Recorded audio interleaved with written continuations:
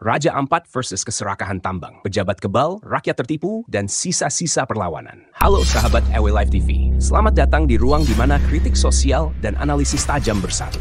Jangan lupa follow akun TikTok kami di eastav.id untuk konten-konten eksplosif lainnya. Mari kita mulai. Ironi kekuasaan dan kebodohan yang terstruktur. Di panggung politik Indonesia, ada satu ironi yang terus berulang. Semakin lama seorang pejabat berkuasa, semakin kuat cengkeramannya. Sementara rakyat terjebak dalam siklus apatisme dan janji manis yang tak pernah ditepati. Kenapa mereka bisa terus bertahan? Karena rakyat dibius oleh propaganda, budaya asal bapak senang, dan sistem pendidikan yang gagal mencerdaskan secara kritis. Bab 1. Pejabat, satu rezim yang tak tersentuh. Fakta mencengangkan. 11 pejabat elit tetap bercokol di kursi kekuasaan sejak lebih dari 1 dekade. Mereka tak hanya bertahan, tapi juga mengendalikan kebijakan strategis, termasuk soal izin tambang. Siapa dalangnya? Si lincah, sang penjual izin tambang. Pejabat kecil berbadan mungil tapi sakti dalam memelintir aturan demi kepentingan pribadi. Contoh nyata, upaya pengosongan Pulau Rempang untuk proyek strategis nasional yang diduga memberi ruang bagi investor asing, terutama dari Tiongkok. Intrik politik diduga dijadikan tumbal politik oleh Partai Golkar untuk menjatuhkan Airlangga Hartarto. Sebuah skenario yang mencerminkan politik transaksional dan permainan oligarki, kekebalan hukum. Bahkan tokoh kuat seperti Prabowo Subianto kabarnya enggan menyentuhnya. Apakah ini tanda adanya shadow government, pemerintahan bayangan di balik layar? Bab 2. Raja Ampat, surga yang dikorbankan. Raja Ampat salah satu kawasan dengan keanekaragaman hayati laut terbaik dunia. Diakui UNESCO sebagai Global Geopark, kini terancam keserakahan korporasi. Fakta-fakta memilukan.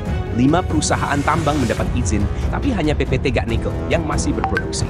Pencabutan izin 4 perusahaan lainnya hanya pencitraan politik. Mengapa PT Tegak Nikel tetap beroperasi? Padahal Pulau Gak hanya seluas 60 km². Tergolong pulau kecil yang dilindungi UU No 1 tahun 2016. Ancaman ekologis. Sedimentasi akibat aktivitas tambang dapat menghancurkan terumbu karang dalam radius puluhan kilometer. Ini bukan sekadar kelalaian. Ini adalah kejahatan lingkungan yang disengaja. Bab 3. Kapal JKW Mahakam and Dewi Iriana, sindiran atau simbol. Sosial media dihebohkan oleh kehadiran kapal-kapal tambang dengan nama mencurigakan. JKW Mahakam dan Dewi Iriana. Penelusuran Our Life menemukan perusahaan PT IMC Pelita Logistik kode saham BSI memiliki 6 kapal bernama Dewi Iriana dan beberapa kapal dengan awalan JK Bowie. Pertanyaannya, apakah ini hanya kebetulan semata atau ada pesan tersembunyi terkait figur publik dan kekuasaan yang pernah berjaya?